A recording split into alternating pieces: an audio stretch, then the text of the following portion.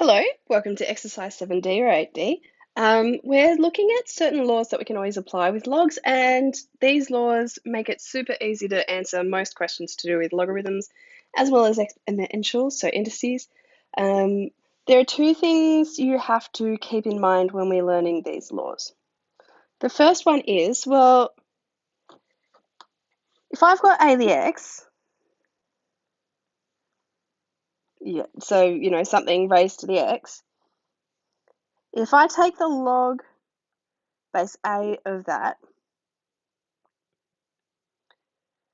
then that equals what? So essentially, if you remember log base a of b equals c, that means a to the c equals b. Well, this means a to the what equals a to the x. Well, it's x, yeah?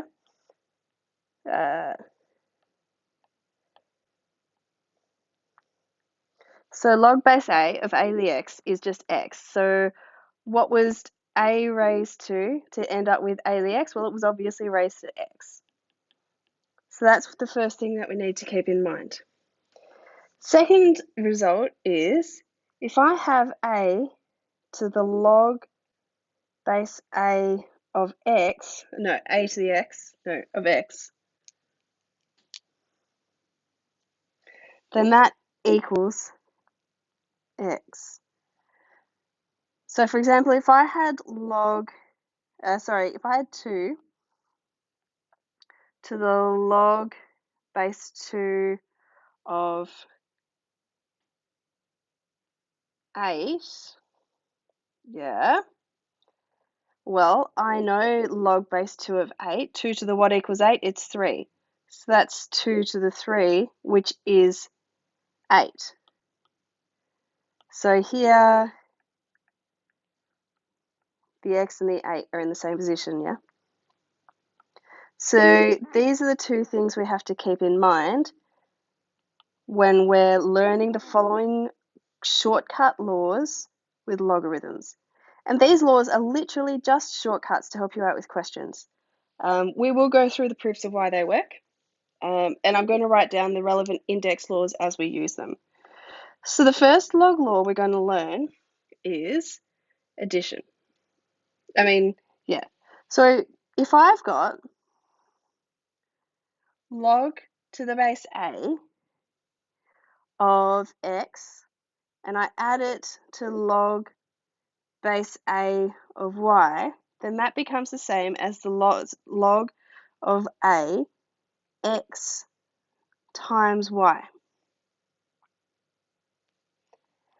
So this is kind of similar to when we have, for example, a to the b times a to the c, that ends up as a to the b plus c.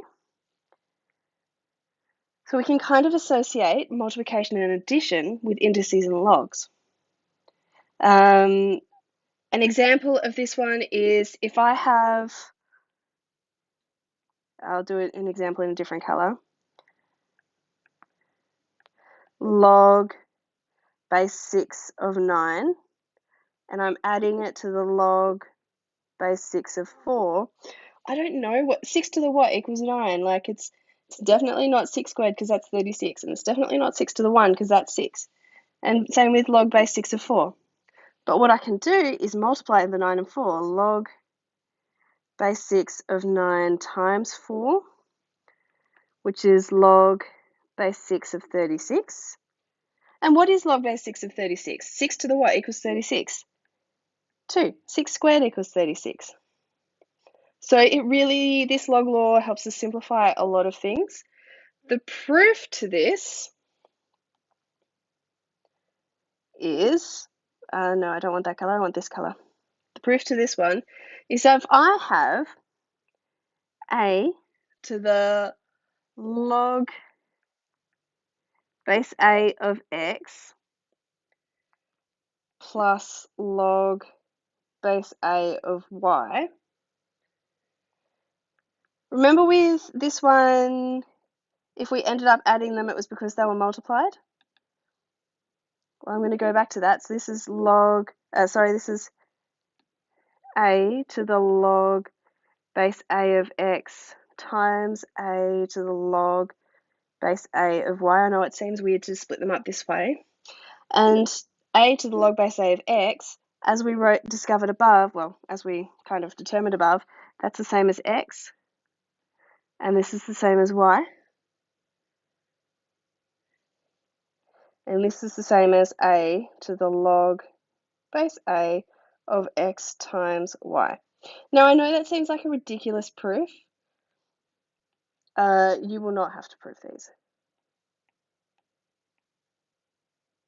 I know, when I learnt these proofs to start with, I was like, but how does that, like, you're just making it look good. That's half of maths, frankly. If we know it works, we'll figure out a way to prove it. Okay, so that's the first major log law. I'm going to number these. There's 3. Okay. The second we're going to learn, let me get this below. I think we're going to need more space. Is essentially the same, but with subtraction and division.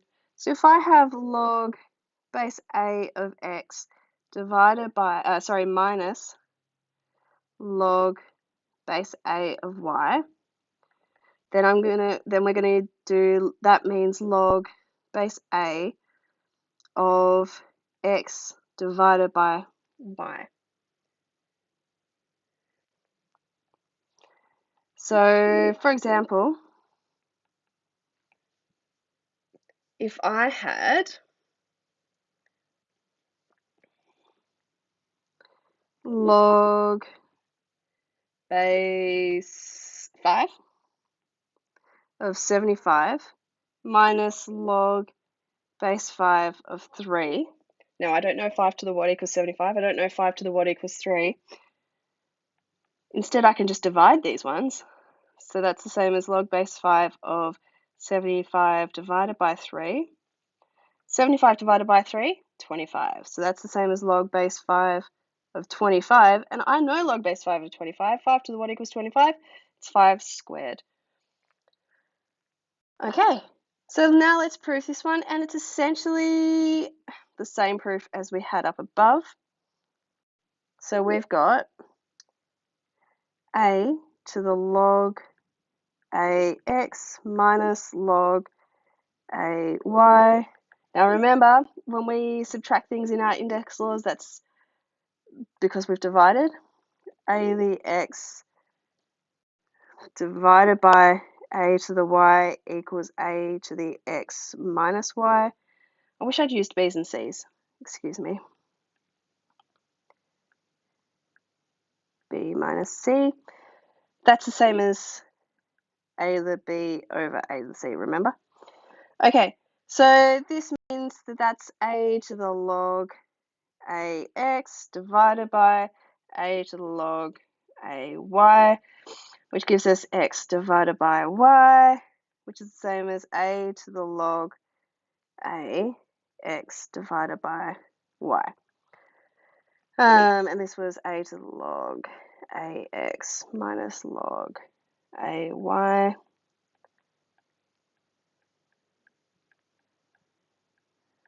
Yep, so equate the indices and you get this. Okay, so that's the second rule. The third rule is really useful. Like, all 3 of these rules are really useful, frankly. It's one that will stick in your head forever. If I've got log base a of x to the, I want to say what your textbook uses, n, then that's the same as n times log base a of x. So, for example,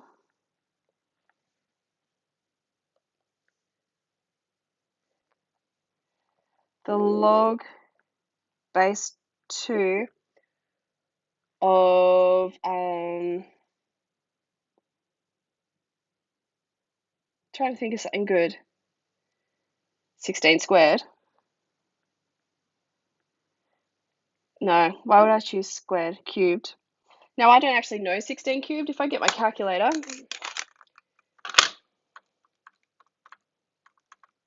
and I do it correctly, That's 4,096. But, you know, I don't know 2 to the what equals 4,096. So what I can do is take that 3 out the front instead. Log base 2 of 16. Because I know log base 2 of 16, 2 to the what equals 16, it's 4. So this is the same as 3 times 4, which is 12. So it makes certain calculations a lot easier. Okay, let's have a look at the proof for this one.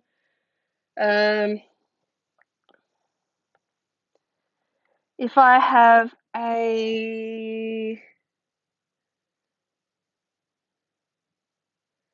okay, I'm starting from the answer. So n times log base a of x. And that's the same as a to the log base a of x to the n, because remember you would times the indices. Now log base a of x is, well, x, by that thing we talked about up above. So this means it's the same as, and we're going to totally cheat this time, and we're going to do a log base a of this whole x to the n. And this was a to the n log a x, a to the n log a x. So it works mathematically. Technically, that's a proof. It'll do. What index law is analogous? The brackets one, I guess. So if I have a to the x to the n, that's a to the x times n, yeah? Okay. The last thing we need to talk about today is some useful indices with logs, and I'll write some similar useful indices for indices when they identities for indices when they come up. So big one is log base a of 1. It's always going to be 0. Anything to the 0 is 1. Like anything to the 0 is 1. That's the order that I'm talking about. So the useful index law is a to the 0 equals 1. The other one, if you ever have to do log base a of a, well, that is just 1. And over here, it would be a to the 1 equals a. You know how a to the b on c, 1 on b, is the b root a, like fractional indices. So if you've got log a to the b root a, then that's just 1 on b. Okay, if you have a to the minus 1, then that's 1 on a, remember? So if you are trying to take the log a of 1 on a, then that's minus 1, because a to the minus 1 is 1 on a. The rest, like, they're all really...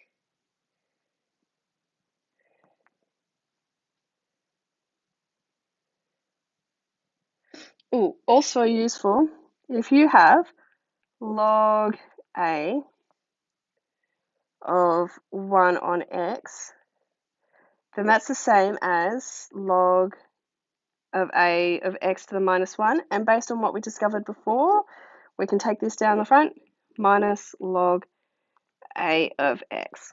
The minus 1 goes out the front and you don't bother writing the 1. Okay, that's the useful stuff you'll need to know for this exercise.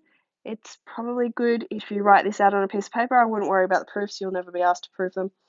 But yeah, definitely your index laws, write them down. Definitely your log laws, the 3 log laws, write them down. Very useful.